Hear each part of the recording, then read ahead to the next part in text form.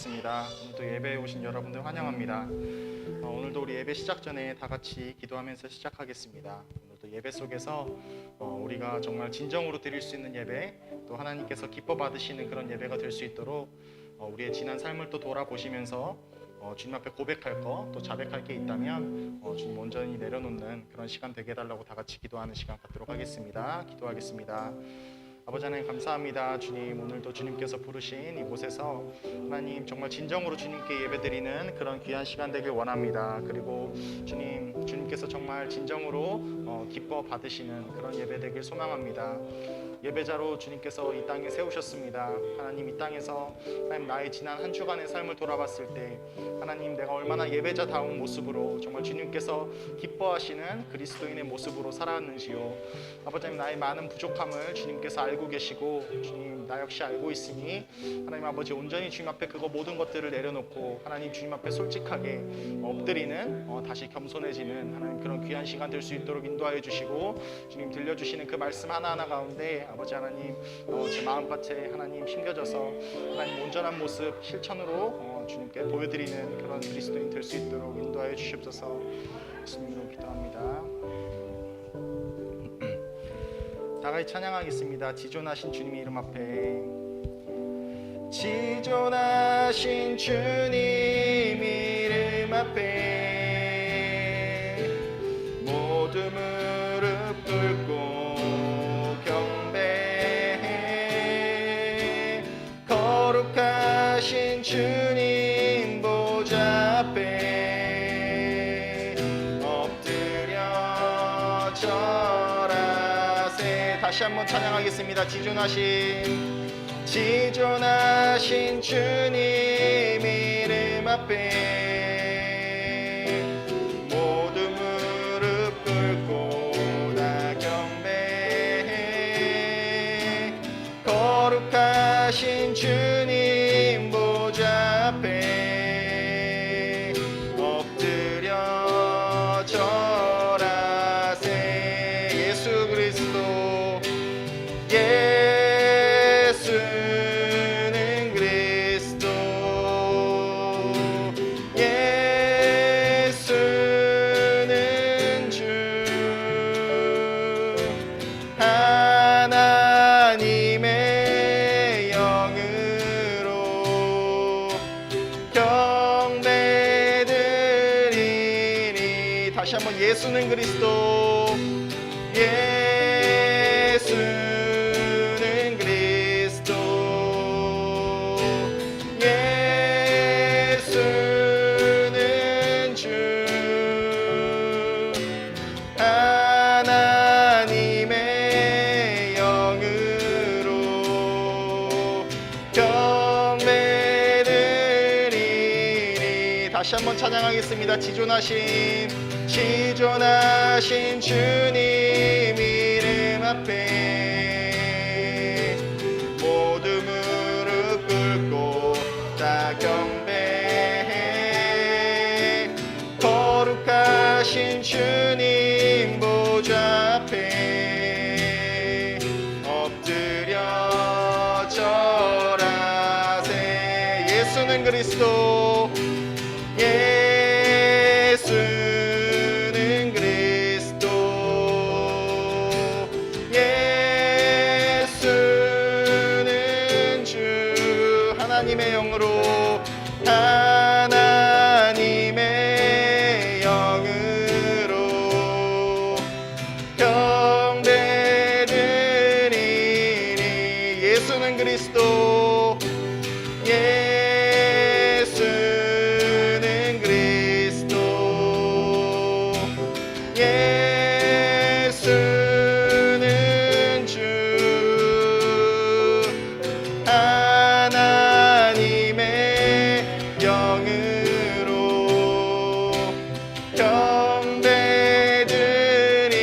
경배드리니. 지존하신 주님 이름 앞에, 지존하신 주님 이름 앞에 모두 무릎 꿇고 다 경배해.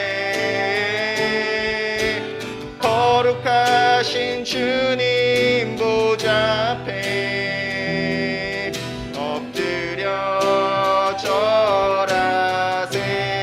예수는 그리스도 예수는 그리스도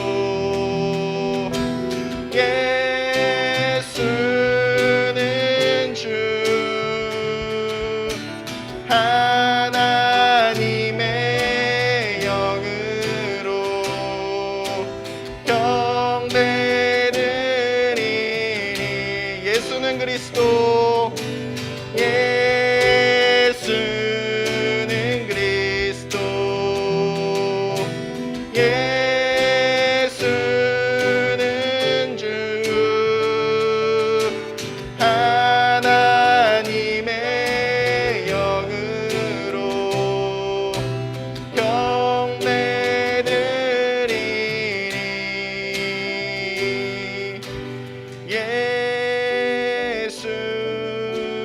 그리스도 예수는 주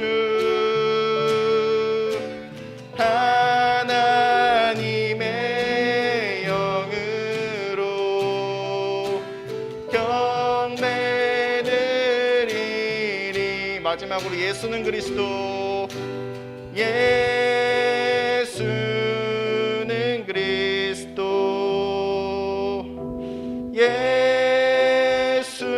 예수는 주 하나님의 영으로 경배드리니 지금 여기 계시며 말씀해 주시는 하나님 내 삶에 역사하시는 신실한 나의 하나님을 다시 한번 지금 여기 계시며 말씀해 주시는 하나님 내 삶에 역사하시는 신실한 나의 하나님을 찬양해 내 앞에 주어진 매일의 삶을 살다가 보면 그곳에 날 향한 계획 섭리가 있다네 매 순간 나에게 요구하시는 작은 믿음들 그곳에 날 향한 계획 섭리가 있다네 지금 여기 계시며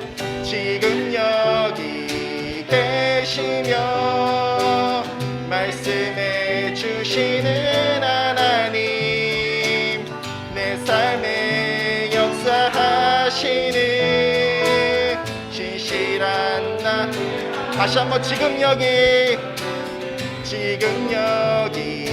계시며 말씀해 주시는 하나님 내 삶에 역사하시는 신실한 나의 하나님을 찬양해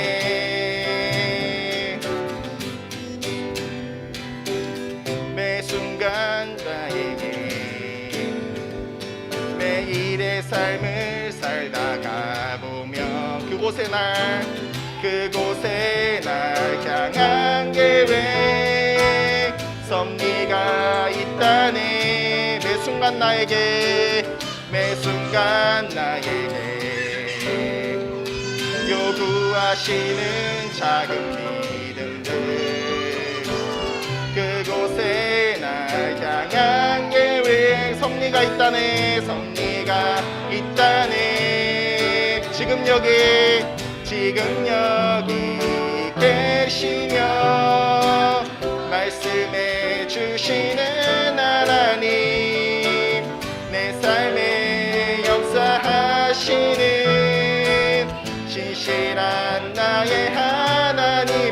지금 여기 계시며 지금 여기 계시며 말씀해 주시는 하나님 내 삶에 역사하시는 신실한 나의 하나님을 찬양해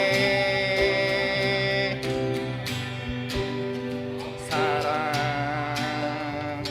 넘치게 주시는 사랑 날 자녀 삼아 주신 그 사랑 귀하다 하셨네 그 사랑 세상이 본 적 없네 주가 우리 죄 위하여 십자가 달리사 죽기까지 사랑하셨네 주님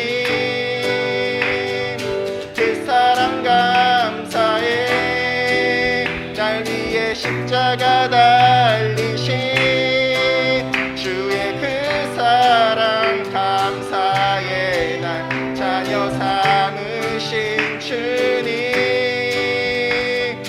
택하신 감사해 날 자녀 삼으신 주님 오 예수님 찬양하리 영원토록 사랑 내 죄보다 크신 사랑 온유함과 무경손에 나를 오래 참고 기다리신 그 사랑 수렁에서 건지시고 반석 위에 세우시며 늘 함께 하시니 그 사랑 항상 나 믿네 주님 그 사랑 감사해 날 위해 십자가 달리신 주의 그 사랑 감사해 날 자녀 삼으신 주님 택하신 감사해 날 자녀 삼으신 주님 오 예수님 찬양하리 영원토록 넓고 크고 높고 깊은 날 향한 끝없는 사랑 넓고 크고 높고 깊은 날 향한 끝 다시 한번 넓고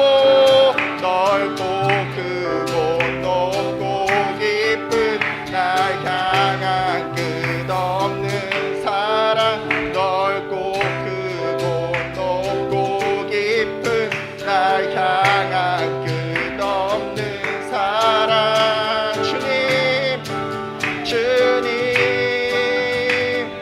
그 사랑 감사해 날 위해 십자가 달리신 주의 그 사랑 감사해 날 자녀 삼으신 주님 택하신 감사해 날 자녀 삼으신 주님 오 예수님 찬양하리 영원토록 그 사랑 감사해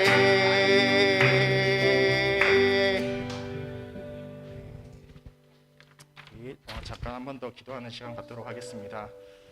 지난 주간의 삶을 돌아보시고 주님께서 나를 향해서 계획해 놓으신 삶들 내가 온전히 따르면서 또 주님께 구하면서 물으면서 그렇게 쫓아왔는지 아니면 정말 사는 게 정신없어서 다른 것에 집중하며 살지 않았는지 돌아보시고 하나님 다시 한번 주님의 말씀 안에 주님의 계획 안에 내 모든 영이 집중할 수 있게 주님 나의 영을 도와달라고 성령님 나를 도와달라고 간구하는 시간 갖도록 하겠습니다. 기도하겠습니다. 아버지 하나님 감사합니다. 주님 한 주간의 삶을 돌아봅니다. 아버지 하나님, 그리스도인으로 주님께서 부르시고 주님께서 계획하신, 주님 날 위해서 계획하신 그 모든 것들을 주님 온전히 따라가고 있는지, 하나님 정말 이 땅의 것을 쫓지 말고 하늘의 것을 쫓으라고 하신 주님의 그 말씀을 따라 하나님 살아가고 있는지 하나님 다시 한번 돌아봅니다. 나의 부족한 마음, 나의 연약한 마음들 아버지 다시 한번 주님 앞에 내려놓고, 하나님 주님께서 나에게 주신 그 비전과 꿈을 쫓아가는 하나님 그런 온전한 주님의 그리스도인 자녀 될 수 있도록 주님 인도하여 주시고, 연약해지고 부족해진 나의 마음속에 주님께서 온전한 성령의 힘을 허락하여 주셔서 성령 충만함을 허락하여 주셔서 하나님 모두 쫓아갈 수 있도록 인도하여 주시옵소서. 이 땅에 오직 주밖에 없네. 그 무엇도 나를 채울 수 없네. 주님의 평안 내 안에 있네. 그 누구도 빼앗을 수 없네. 다시 이 땅에 오직, 이 땅에 오직 주밖에 없네. 그 무엇도 나를 채울 수 없네.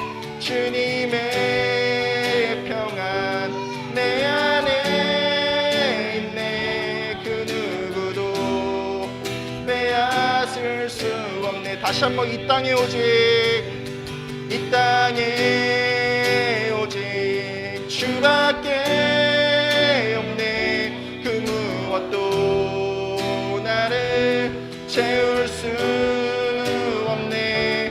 주님의 평안 내 안에 있네. 그 누구도 빼앗을 수 없네. 세상은 변해가고, 세상은 변해가고, 소망은 힘을 잃어도 변함없이 붙드시는 구원의 손길. 폭풍이 몰려와도 두려움 물러가네. 우릴 위해 싸우시는 그 손을 의지해.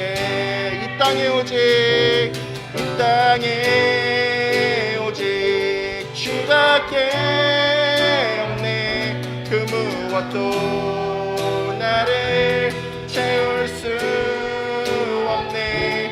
주님의 평안 내 안에 있네. 그 누구도 빼앗을 수 없네. 다시 한번 이 땅에 오직, 이 땅에 오직 주밖에 없네. 그 무엇도 나를 채울 수 없네.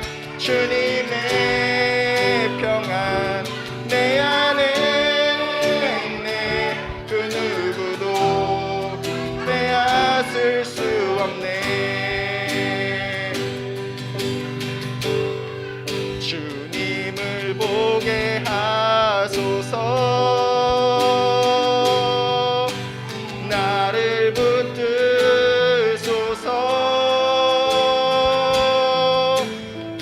내 뜻과 내 생각 내려놓고 난 주님 앞에 엎드려 주의 음성 기다리니. 나를 부르실 때 믿음으로 걸어가리. 다시 한번 주님을 보게 하소서. 주님을 보게 하소서. 나를 붙드소서. 내 뜻과 내 생각 내려놓고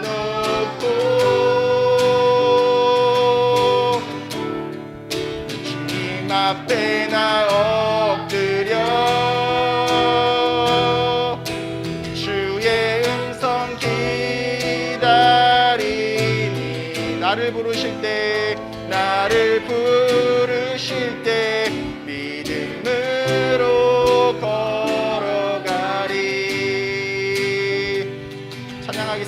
나의 주님께 나의 주님께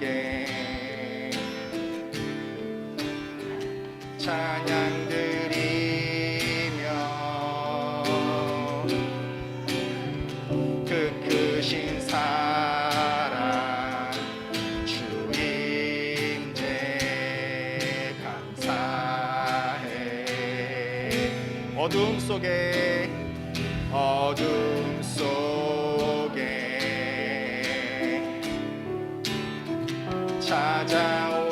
찾아오셔서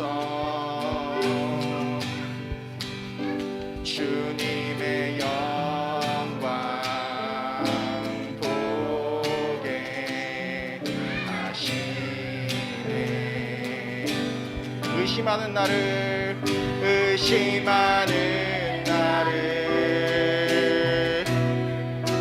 손 내밀어 잡아주시네. 두려운 맘 내려놓고 주 바라봅니다. 주님을 보게 하소서. 주님을 보게 하소서. 나를 붙드소서. 내 뜻과 내 생각 내려놓고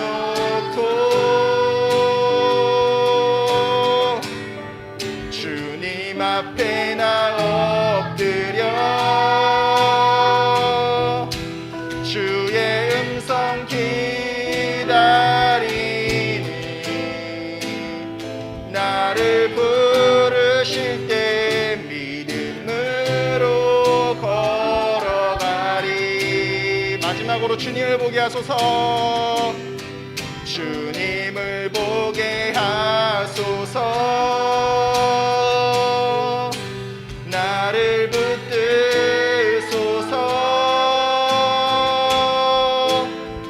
내 뜻과 내 생각 내려놓고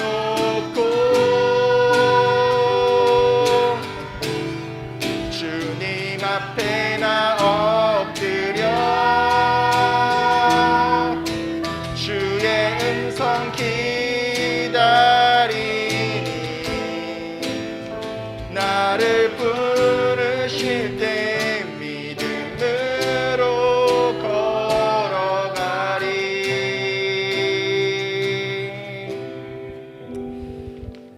우리 말씀 듣기 전에 다 같이 기도하겠습니다. 주님, 오늘도 들려주시는 그 말씀 하나하나가 나의 심령에 박히고 또 내 삶에서 드러날 수 있는, 그래서 듣고 흘리는 그런 말씀이 아니라 정말 내 삶에서 실천돼서 주님께서 기뻐하시는 그런 예배자로 살아가는 그런 새로운 한 주 되게 해달라고 다 같이 간구하도록 하겠습니다. 기도하시겠습니다.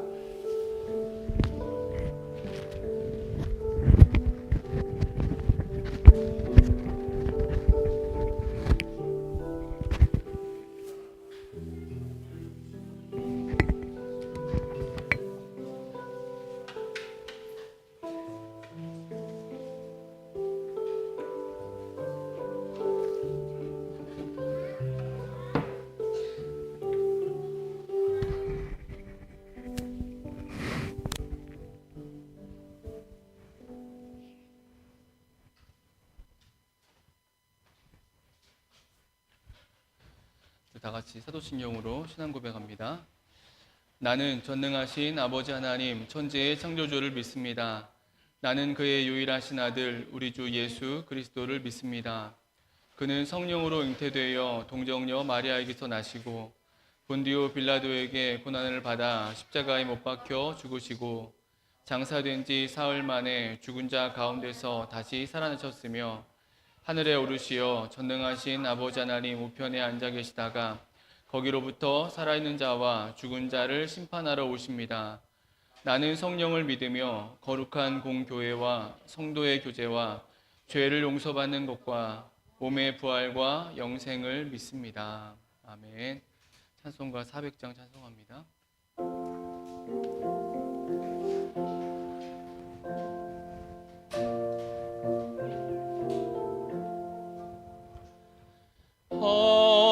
험한 시험물 속에서 나를 건져주시고 노한 풍랑 지나도록 나를 숨겨주소서. 주여 나를 돌보시사 고이 품어주시고 험한 풍파 지나도록 나를 숨겨주소서. 권세 능력 무한하사 모든 시험 이기고 풍랑까지 다스리는 주님 앞에 비오니 주여 나를 돌보시사 고이 품어주시고 험한 풍파 지나도록 나를 숨겨주소서. 죄악 길에 빠진 이 몸 캄캄한 데 헤매며 부르짖는 나의 원 들으소서 내 주여. 주여 나를 돌보시사 고이 품어주시고 험한 풍파 지나도록 나를 숨겨주소서.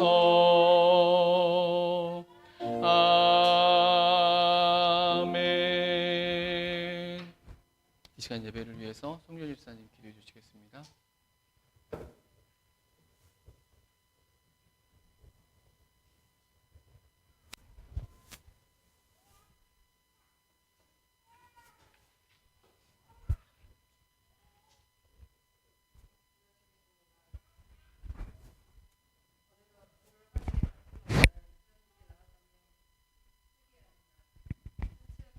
시간을 살아가면서도 내 힘으로 갈 수 있다고 자만했던 저희를 용서하여 주십시오.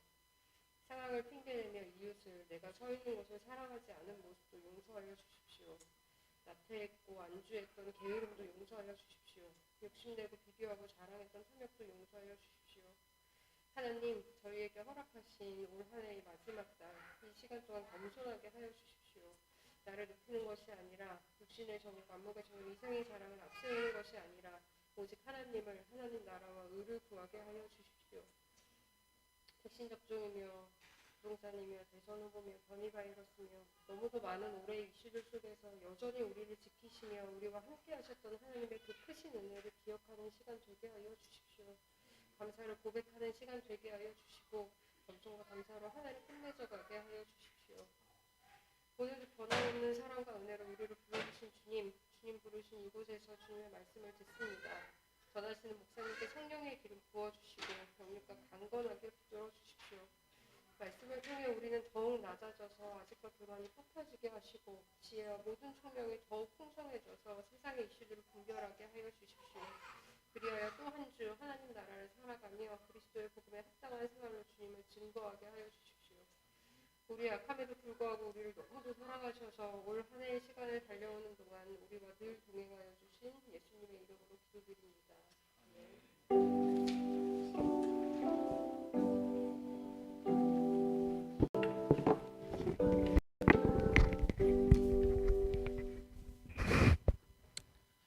하나님 말씀 같이 보겠습니다. 하나님 말씀 구약성경 사무엘하 18장 6절부터 15절까지 말씀입니다. 구약성경 사무엘하 18장 6절부터 15절까지입니다. 한 절씩 교독합니다. 제가 먼저 6절부터 읽겠습니다. 이에 백성이 이스라엘을 치러 들로 나가서 에브라임 수풀에서 싸우더니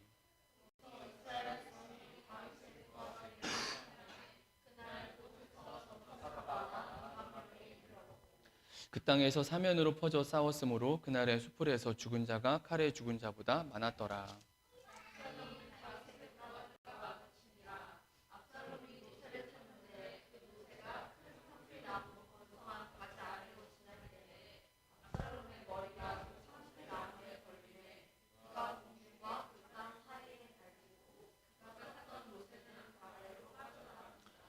한 사람이 보고 요압에게 알려 이르되 내가 보니 압살롬이 상수리 나무에 달렸더이다 하니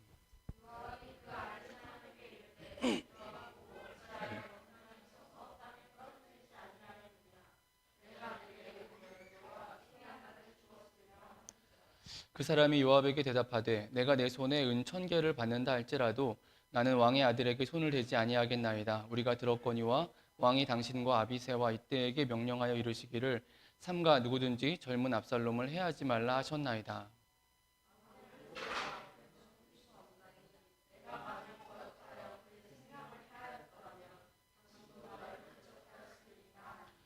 요압이 이르되 나는 너와 같이 지체할 수 없다 하고 손에 작은 창 셋을 가지고 가서 상수리 나무 가운데서 아직 살아있는 압살롬의 심장을 찌르니 압살롬을 에워싸고 쳐 죽이니라. 아멘. 우리 좌우 계신 분들과 인사하겠습니다. 우리 사랑합니다. 축복합니다. 인사합니다. 사랑합니다. 축복합니다.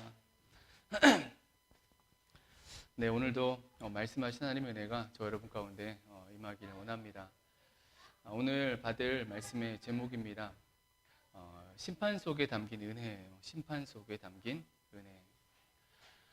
우리는 사무엘 하의 마지막에 보여주고 있는 다윗의 모습을 우리가 이제 듣고 있죠. 근데 그 다윗의 모습이 다윗이 지은 범죄에 대한 심판, 징계라는 사실이었어요. 다윗이 무너진 그 중심, 하나님 앞에서 멈춰버린 마음이 가져온 죄, 무서운 범죄에 대한 하나님의 심판이 계속되고 있는 것입니다. 그리고 그 심판의 주된 내용은 압살롬의 반역이었어요.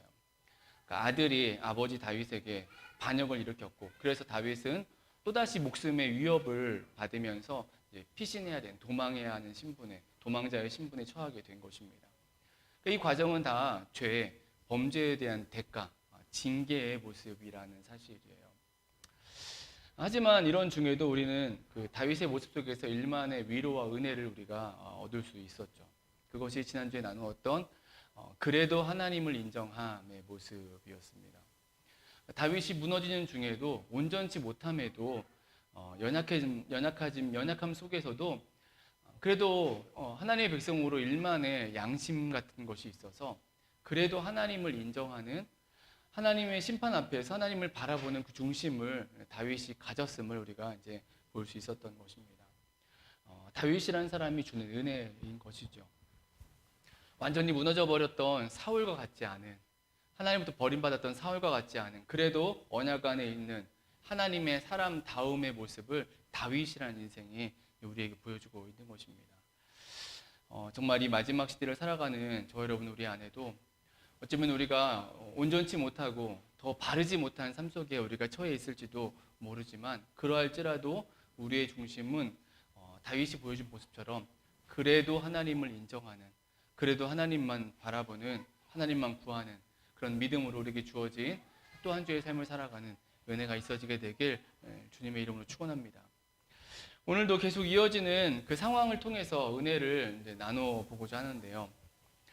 비록 다윗의 중심이 그러했더라도, 그러니까 그래도 하나님을 인정함의 그런 모습이 있었을지라도 다윗을 향한 그 하나님의 심판은 계속 진행이 되어집니다. 그러니까 다윗이 보인 그 어떤 위로의 은혜의 모습을 통해서 이제 좀 다윗에게 임한 이 심판, 이 징계가 좀 해결되고 또는 멈춰지면 좋으련만 하나님의 일하심은 그렇게 되지 않는다라는 거예요. 그리고 하나님의 일하심의 그 모습이 가진 그 의미입니다. 하나님께서 정하시면, 뜻하시면 그대로 되어진다는 거예요. 다윗의 그 어떤 좋은 모습, 그나마 선한 모습이 비춰지고 우리는 그것을 통해서 좀 다윗이 다시금 하나님의 은혜 안에서 온전하게 회복되기를 소망하는데, 그래서 하나님의 심판이 이제 좀 그만되었으면 좋겠다고 생각을 하는데, 어떤 기대할 만한 선한 중심과 열심이 있더라도 우리에게 주어진 하나님 나라의 현실은 하나님께서 뜻하신 대로, 하나님께서 계획하신 대로 그대로 되어진다라는 사실이에요. 저는 어쩌면 오늘 우리가 맞고 있는 이 코로나 시대가 그러한 모습을 보여준다라는 생각을 하게 됩니다.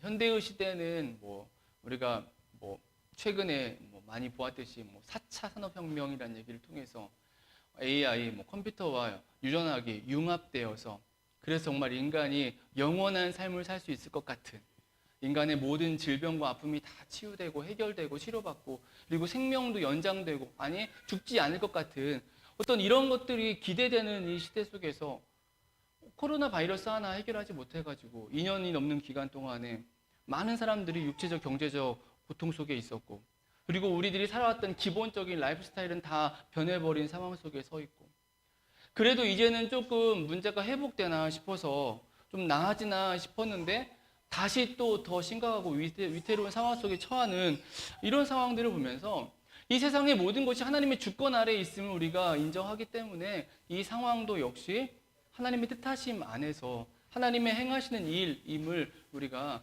인정할 수밖에 없다라는 것이죠. 하나님의 뜻하신 바는 여러분 그대로 되어진다라는 거예요. 여러분 그래서 인생에게 중요한 것은 이 상황을 우리에게 주어진 상황을 잘 견디고 또 감당해내야 된다라는 사실이겠죠. 그리고 그 안에 담겨진 하나님의 뜻하심이 무엇인지를 찾는 것 여기에 진정한 믿음과 신앙 또 삶의 의미가 담겨져 있다라는 것입니다. 다시금 우리의 이 시대 속에 임한 일들을 우리가 보고 또 겪어나가면서 정말 하나님의 뜻하심이 무엇인지를 우리가 더 바로 찾고 그 뜻하심 붙잡고 살아가는 은혜가 있어지게 되길 간절히 소망합니다. 오늘 본문의 말씀도 이제 그러하다라는 거예요. 다윗의 이 상황들도. 그래도라는 그 다윗의 모습을 넘어서서 하나님의 그 심판은 계속되어졌다라는 거예요. 여러분 그래서 다윗이 도망한 그 예루살렘 성에 압살롬이 입성을 합니다. 그리고 압살롬의 군대와 다윗의 군대가 전투를 벌이게 되어지죠. 물론 그 전투는 잘 알고 계시듯이 다윗의 군대의 승리로 끝맺어집니다. 반역이 일어나는 그 과정과 시작과 그 내용들은 여러 가지 이야기가 있었고 장황했지만은 결과는 너무나 단순하게 맞춰지고 있다는 거예요. 여러분 그 결과를 읽은 것이 오늘 본문의 말씀입니다. 오늘 본문의 6절부터 8절의 말씀 우리 한 번 더 같이 읽어보죠. 6절부터 8절 같이 읽습니다.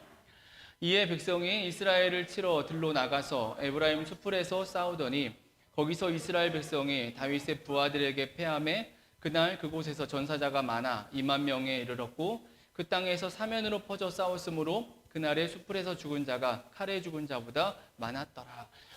이스라엘의 군대, 압살롬의 군대와 다윗의 군대가 싸웠고 다윗의 군대가 승리했다라는 것이죠. 너무나 당연한 결과가 아닐 수 없죠. 왜냐하면 이 싸움이 비록 다윗의 범죄로 인한 그 죄에 대한 징계나 심판의 성격을 띠고 있지만 우리 너무나 잘 알고 있거든요. 이러한 일들보다 하나님의 심판, 하나님의 그 심판 징계보다 하나님이 이 다윗을 향한 그 언약과 사랑이 더 크고 더 위대하다는 것을 우리가 알고 있기 때문입니다. 하나님께서 다윗과 맺어주시는 언약의 유효함이 있어서 다윗이 승리하는 것은 다윗의 군대가 승리하는 것은 너무도 당연한 일이다라는 거예요.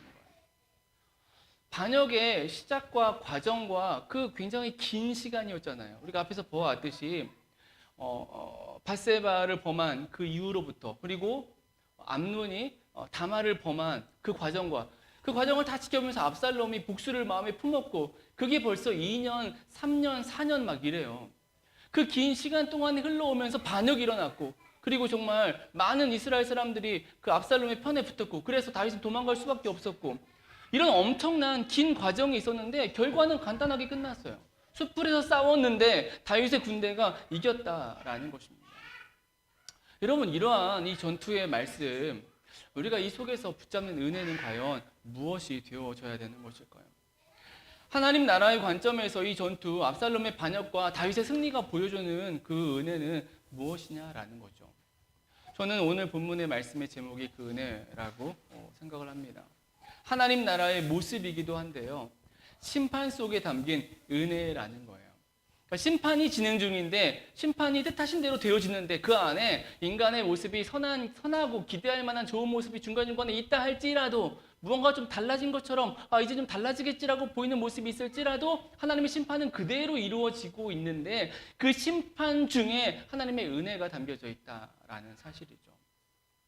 우리가 오늘 말씀을 들으면서 이 심판의 사건 속에 담겨진 그 은혜, 비춰지는 은혜 우리가 듣고 또 우리의 모습에서도 그 은혜들을 찾는 그런 은혜가 있어지길 소망합니다. 여러분, 이 다윗의 이 전쟁 가운데 압살롬과의 전쟁 가운데 담긴 이 심판 속에 담긴 은혜 하나가 무엇일까요? 저는 그 하나가 이 다윗과 압살롬의 전투가 보여주고 있는 이 전쟁 가운데 있는 하나의 그 계략에 대한 내용이라고 생각을 해요. 우리 본문을 읽지 않았지만 본문이 너무 길어서 다 읽을 수도 없어서 넘어왔는데요. 15장에 보면은 다윗은 예루살렘 성을 빠져나오는데 자신과 동행하려 했던 친구 한 사람을 그 예루살렘 성에 남겨둡니다. 그가 후세라는 사람이죠. 그래서 예루살렘 성에 남겨두고 압살롬의 편에 이렇게 서게 합니다. 여러분, 그 말씀 한번 같이 읽어보죠. 15장 33절부터 34절의 말씀입니다. 같이 읽습니다. 다윗이 그에게 이르되 내가 만일 나와 함께 나아가면 내게 누를 끼치리라. 그러나 내가 만일 성읍으로 돌아가서 압살롬에게 말하기를 왕이여 내가 왕의 종이니이다. 전에는 내가 왕의 아버지의 종이었더니 이제는 내가 왕의 종이니이다 하면 내가 나를 위하여 아히도벨의 모략을 패하게 하리라.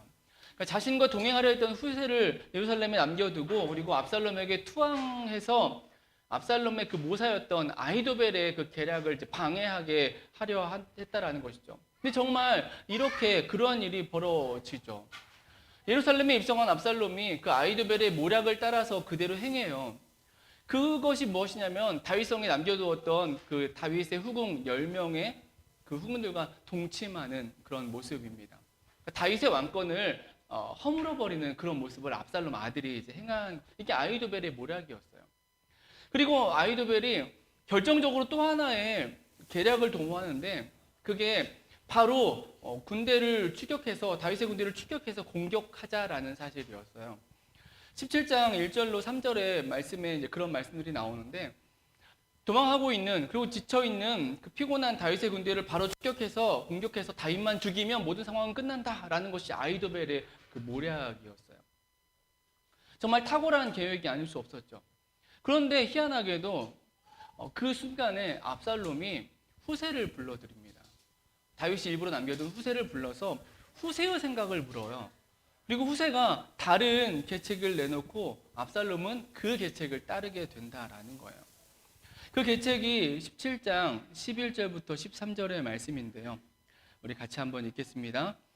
나는 이렇게 계략을 세웠나이다. 온 이스라엘을 단부터 브엘세바까지 바닷가의 많은 모래같이 당신께로 모으고 친히 전장에 나가시고 우리가 그 만날 만한 곳에서 그를 기습하기를 이슬이 땅에 내림같이 우리가 그의 위에 덮여 그와 그와 함께 있는 모든 사람을 하나도 남겨두지 아니할 것이요 또 만일 그가 어느 성에 들었으면 온 이스라엘이 밧줄을 가져다가 그 성을 강으로 끌어들여서 그곳에 작은 돌 하나도 보이지 아니하게 할 것이니라 하멘. 그러니까 후세는 바로 추격하지 말고 어차피 그 다윗의 군대에는 아직도 용감한 그 용사들이 있어서 지금 싸우는 것보다 많은 군사들을 모아서 한꺼번에 나중에 공격합시다라고 이런 계략을 내놓은 것이죠. 그러면서 말씀 아시겠지만은 뒤로는 다윗에게 사람을 보내서 빨리 위급하니까 강을 건너라라고 이렇게 이제 하게 됩니다.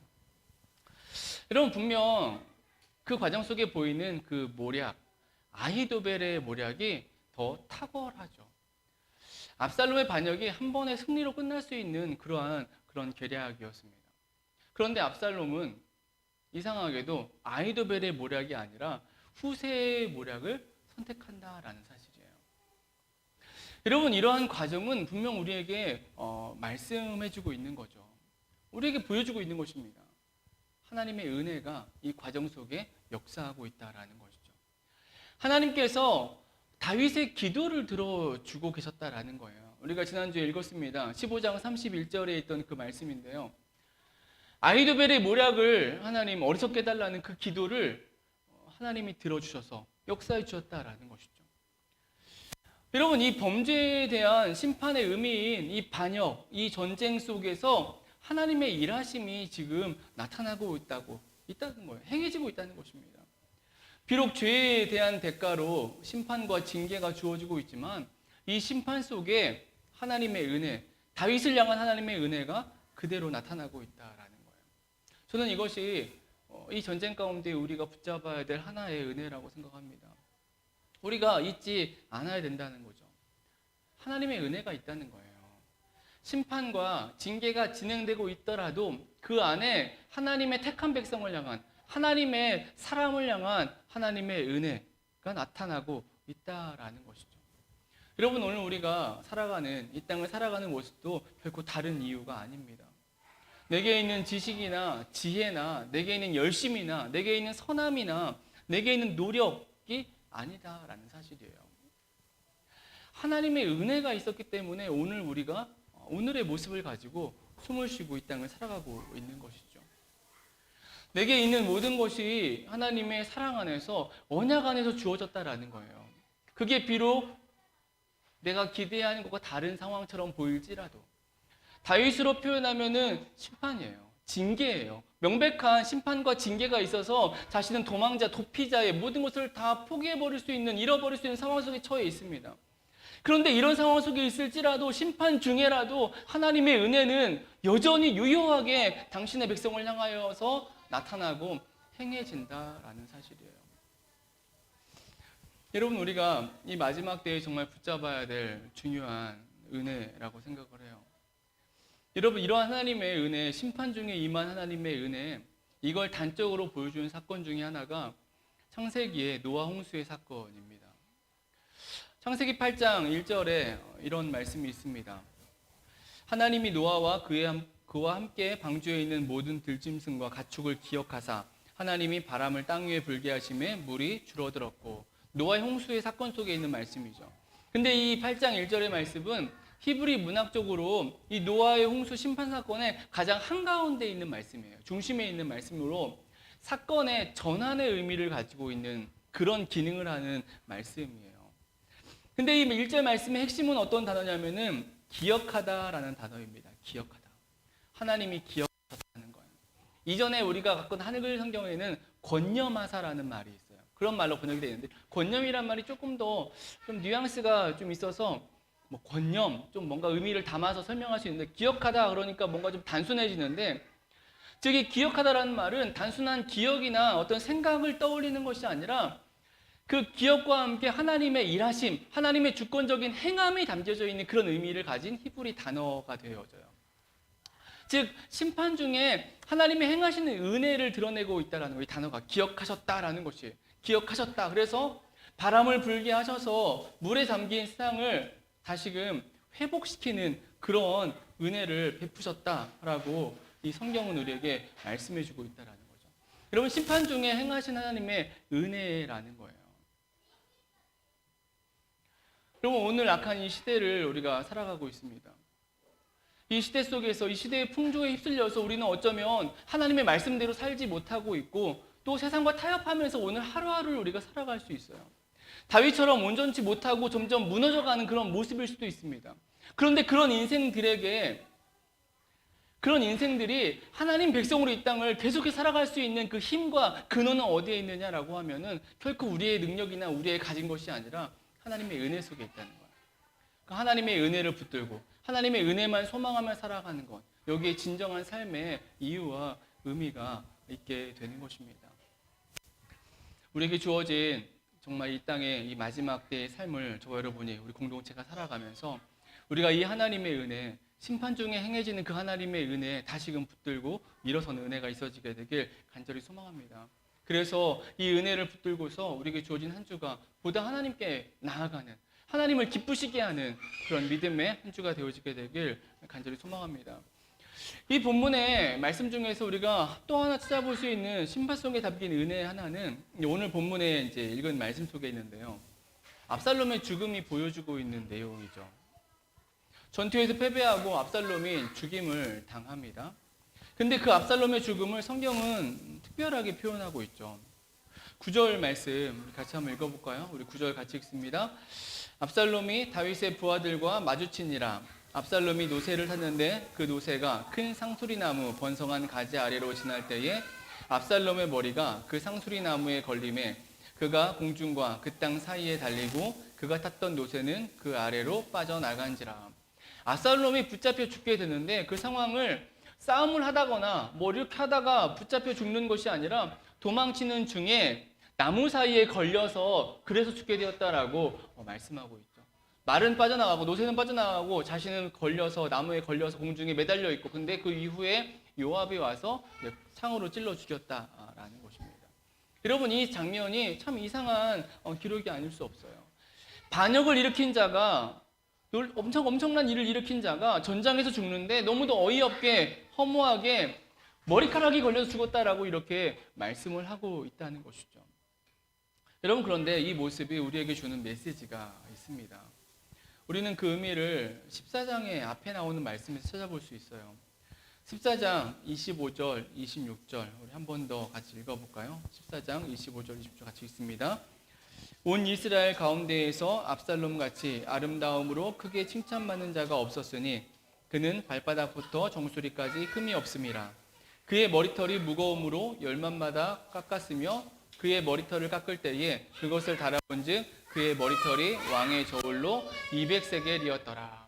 압살롬을 묘사하고 있습니다. 그가 어떤 사람이었는지, 이스라엘 중에 충분히 아름다운 자였다는 것이죠. 발바닥에서 정수리까지 흠이 없는, 그리고 그 중에 최고는 그가 가진 머리카락이라고 말씀하고 있어요. 이스라엘 사람 중에서 아름답기로 칭찬받고 인정받는 자, 그리고 특별히 머리카락이 그 의미를 드러내고 있었다라는 거죠. 그런데 오늘 본문에 이 압살롬이 정작 그 머리카락으로 인해서 죽었다라고 성경은 이 부분을 특별하게 언급을 하고 있다는 거예요.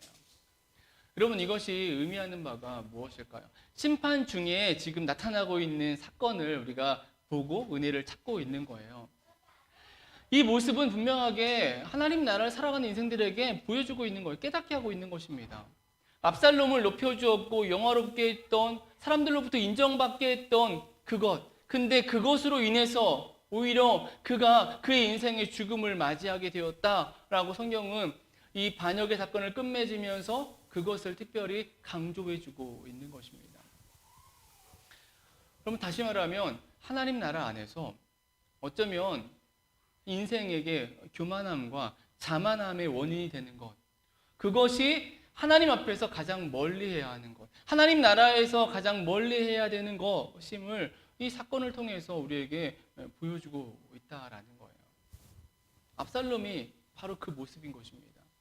인간에게 있는 장점처럼 보이는 것, 하지만 그 장점이 하나님의 뜻하심을 넘어서서 오히려 인생의 무서운 올무와 또 인생의 비참한 상황으로 이끌어내는 것, 이것을 보라는 것이죠.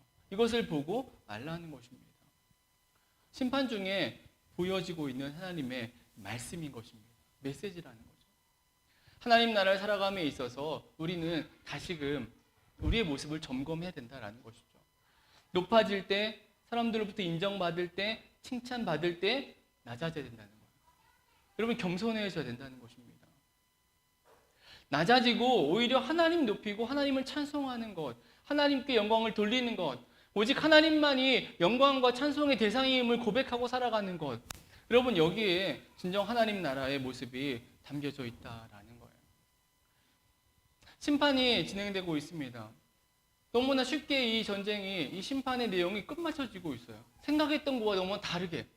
그런데 그 중간중간에는 분명한 메시지들이 담겨져 우리에게 말씀해주고 있다는 거예요. 이 압살롬의 죽음은 우리에게 하나님 나라의 모습이 무엇인지를 하나 다시금 보여주고 있는 것이죠. 혹시 저와 여러분의 삶 속에 우리가 충분히 높아질 만한, 인정받을 만한, 스스로 자랑할 만한, 자긍할 만한 모습이 있으신가요? 여러분, 적어도 이 압살롬의 모습은 우리에게 분명하게 도전하고 있습니다. 그 순간에 낮아지라는 것입니다. 그 순간에 엎드리라는 것입니다. 하나님 바라보라는 것이죠. 오직 하나님만 높이는 믿음의 삶을 살아가야 된다는 것입니다. 말씀을 마칠게요. 심판 중에 은혜가 주어지고 있습니다. 하나님의 도우심과 일하심이 심판 중에도 여전히 나타나고 있어요. 당신의 백성을 향한, 언약의 백성을 향한 하나님의 일하심이 그 심판 중에 담겨져 있다라는 것입니다. 그리고 심판 중에 하나님의 가르침이 담겨져 있어요. 하나님 나라의 중요한 모습이 비춰지고 있습니다. 오직 하나님만 높이고 우리의 높아짐을 내려놓고 하나님만을 바라보는 그 믿음의 모습으로 살아가야 된다라는 것이죠. 우리에게 주어진 또 한 주의 삶을 우리가 이어갑니다. 우리의 그 상황이 어쩌면 이 다윗이 당하고 있는 심판과 징계 같은 그런 삶 속에 처해 있을지라도 저 여러분이 기억할 수 있으면 좋겠습니다. 이 중에도 하나님의 은혜가 흐르고 있다는 거예요. 하나님의 은혜가 역사하고 있다는 것입니다. 그리고 이 과정을 통해서 우리는 깨닫고 또 돌이켜야 된다는 것이죠. 오직 하나님만 높이는 중심을 다시 회복할 때에 그때 우리는 하나님이 기뻐하시는 그 하나님 나라의 삶을, 그 나라의 백성의 삶을 살아.